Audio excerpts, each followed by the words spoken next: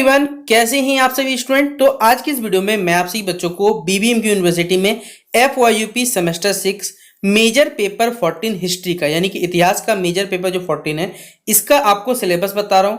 Plus यहां से जो सवाल पेपर में पूछा जाएगा आप सभी बच्चों का, जिससे आपका 75 नंबर का पेपर होता है और 75 या 75 आप सभी बच्चे ला सकते हैं इस वीडियो को देख के।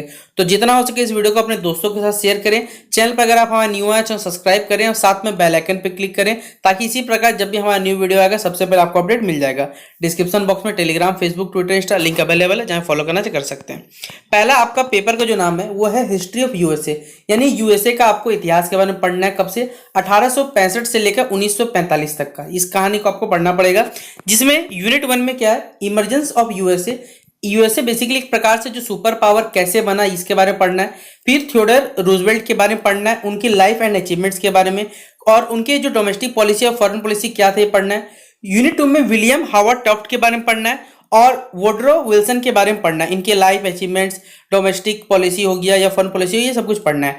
यूनिट 3 में आपको मालूम है जो आर्थिक मंदी आया था उसके बारे में पढ़ना है, इकोनॉमिक डिप्रेशन पढ़ना है, साथ साथ नया डील क्या होता है, इसके मीनिंग क्या होते हैं, इसके ऑब्जेक्टिव्स क्या होते हैं, प्रोग्राम क्या होता है, पढ़ना है। और लास्ट जो यूनिट 4 है हमारे पास, जिसमें आपको देखिए FD रूजवेल्ट के बारे में पढ़ना है, यूएसए और जो सेकेंड वर्ल्ड वॉर का कहानी ये पढ़ना है, और जो पोस्ट वॉर अमेरिका था जिसमें कोल्ड वॉर, जिसे आप सिविल वॉर भी बोल दीजिए, ठीक है, सोशल मूवमेंट जो अमेरिका में चल रहे थे, feminist movement, civil rights movement, ये सभी चीजें आपको यहाँ पर पढ़ना पड़ेगा। तो टोटल 4 यूनिट में आपके सिलेबस को बांटा गया है। इस प्रकार आप लोग सबसे पहले तो सिलेबस को समझ लीजिए सिलेबस क्या है। इस 4 यूनिट से टोटल 75 नंबर का पेपर आता है, जिसमें 15 नंबर का टोटल 6 सवाल आएगा, और कोई भी 4 नंबर बना तो 60 नंबर आपका कवर हो जाएगा। बाकी 15 नंबर सेक्शन ए बोलिए या ग्रुप ए जिसे हम लोग कहते हैं उससे आता है, जिसमें 5 नंबर का 2 क्वेश्चन रहता है, 5 ऑब्जेक्टिव या 1 लाइनर क्वेश्चन रहता है। उम्मीद करता हूं आप सभी बच्चों को पैटर्न तो मालूम ही होगा। अब यहां पर देखिए, चलिए सबसे पहले यूनिट 1 का इंपॉर्टेंट क्वेश्चन हम लोग डिस्कस करते हैं। एक एक करके देखिए, मैं सबको आपको यूनिट 1 हो, यूनिट 2 हो, यूनिट 3, यूनिट 4 चारों के इंपॉर्टेंट क्वेश्चन बताने की कोशिश करता हूं। पहला क्वेश्चन है, आपसे पूछा जाएगा कि अमेरिका का साम्राज्यवादी शक्ति के रूप में उदय जो हुआ था उस पर आपको चर्चा करना है, यानी अमेरिका किस प्रकार एक साम्राज्यवादी शक्ति बन के उभरा, इसके बारे में आपको चर्चा करना है। और यह सवाल 15 नंबर का पूछा जाता पेपर में। अगला सवाल है आपसे, स्पेन अमेरिका युद्ध के क्या कारण थे और क्या प्रभाव इन पर पड़े, यानी स्पेन अमेरिका जो युद्ध हुआ इसके क्या कारण थे, आपको बता कॉजेज बताना है, और इसका क्या इंपैक्ट पड़ा, इसका क्या प्रभाव पड़ा, ये भी आपको बताना है।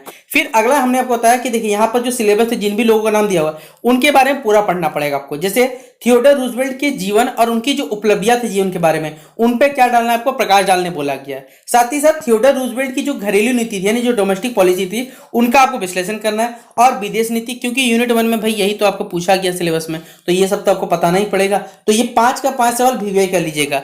अगला आपके पास है यूनिट 2, जिसमें आपको यहाँ पर जो भी नाम दिए गए विलियम हावर्ड टैफ्ट के बारे में पढ़ना है, उनकी जीवन की उपलब्धि और कह सकते हैं जो जीवन उपलब्धि हो गया, घरेलू नीति, विदेश नीति। उसी प्रकार वुडरो विल्सन का आपको विदेश नीति, उनकी जीवन की उपलब्धियां और उनका जो बेसिकली बेसिकली उनके जीवन की जो विदेश नीति थी वो बताना पड़ेगा।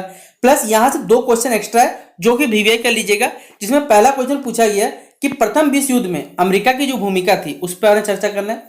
और साथ ही साथ क्वेश्चन नंबर जो 7 है, पेरिस शांति जो सम्मेलन हुआ था बेसिकली, उसमें वुडरो विल्सन की क्या भूमिका रही, इसके बारे में चर्चा करना है। तो ये 2 सवाल यहाँ पर पूछे जाएंगे। और यहाँ पर देखिए, जितने भी लोगों का नाम दिया हुआ है उनकी आपको घरेलू नीति, विदेश नीति और उनके जीवन की जो बेसिकली जीवन में उन्होंने उपलब्धियां हासिल की, उन पे आपको पढ़ के रखना पड़ेगा, क्योंकि एक सवाल यहाँ से टॉपिक से पेपर जरूर आएगा। अगला यूनिट 3 है, जिसमें यह सवाल तो फिक्स कर लीजिए, क्वेश्चन नंबर 1 वीवीआई कर लीजिए। आर्थिक मंदी, जिसे हम लोग इकोनॉमिक डिप्रेशन नाम से जानते हैं, इसके क्या कारण और इसके प्रभाव के बारे में चर्चा करिए। ये सवाल 15 नंबर में फिक्स कर लीजिए, आएगा पेपर में ये।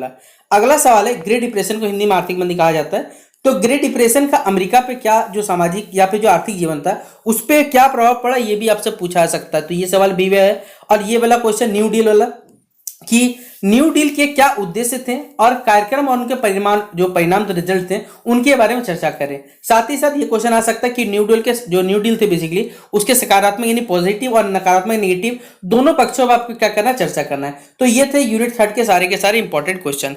अगला हमारे पास है यूनिट 4, जिसमें देखिए जो FD रूजवेल्ट थे उनकी जीवन की उपलब्धियां, उनके जीवन के घरेलू और जो विदेश नीति थे, यही आपको लगभग यहाँ पर पढ़ना है। साथ ही साथ आपको अमेरिका में जो शीत युद्ध, जिसे हम लोग कोल्ड वॉर के नाम से जानते हैं, उसके क्या कारण थे ये पढ़ना पड़ेगा, उसकी उत्पत्ति के क्या कारण थे और इसका परिणाम क्या हुआ ये बताना है। द्वितीय विश्व युद्ध जो सेकेंड वर्ल्ड वॉर है उसमें अमेरिका का क्या भूमिका रहा, अमेरिका में जो नागरिक अधिकार आंदोलन था जिसे सिविल राइट्स मूवमेंट के नाम से जाना था उसके बारे में बताना पड़ सकता है, और अमेरिका में जो नारीवादी आंदोलन थे बेसिक फेमिनिस्ट मूवमेंट थे उन पे आपको चर्चा करना पड़ेगा। तो ये चारों यूनिट के हमने आपको अलग अलग टाइप से इंपॉर्टेंट क्वेश्चन बता दिए। अब चारों यूनिट का देखिए मिक्स्ड रूप से जो क्वेश्चन पूछा जा सकता है वो मैं आपको बता रहा हूँ एक ही बार में। तो चलिए, अभी तक लगता है कि आपको ये वीडियो पसंद आया, आपके लिए वीडियो हेल्पफुल है, तो वीडियो को लाइक और शेयर जरूर कर दीजिए, क्योंकि आप लोग वीडियो को लाइक और शेयर करना भूल जाते हैं, इसलिए सबसे पहले वीडियो को लाइक और शेयर कर दिए अपने दोस्तों को, ठीक है। देखिए पहला सवाल जो हमने आपको पढ़ाया हुआ अभी कि स्पेन अमेरिका युद्ध के क्या कारण थे उनका विवेचन करिए, यानी स्पेन अमेरिका के युद्ध के क्या कारण है इनके बारे में विवेचना करना है। फिर ये सवाल तो अभी हमको पढ़ाया कि जो थियोडोर रूजवेल्ट थे उनके जीवन की जो उपलब्धियां थी, ये जीवन था, उन पे आपको चर्चा करना है, ये सवाल 15 मार्क्स का है।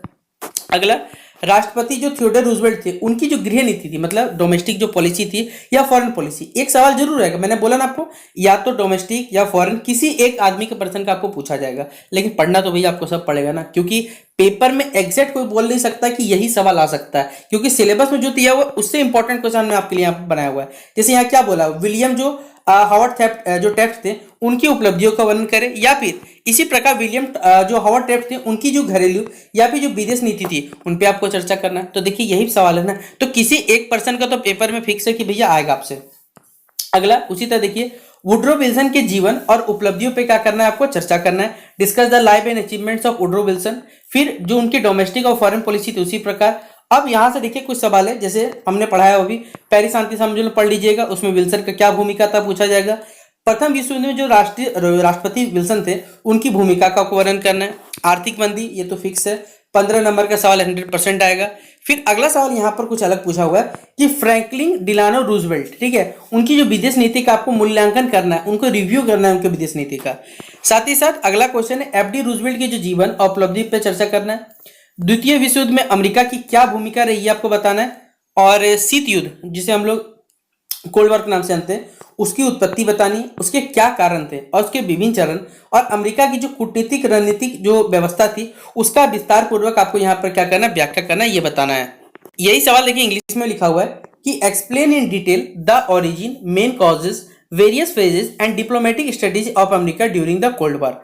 और लास्ट क्वेश्चन है कि अमेरिका में नारीवादी जो आंदोलन थी उसकी उत्पत्ति के बारे में, उसके जो प्रमुख चरण थे और तथा सामाजिक प्रभाव पर क्या करना है, चर्चा करना है। To discuss the origin, major phases and social impacts of the feminist movement in America, ये क्वेश्चन आपसे पूछा जाएगा।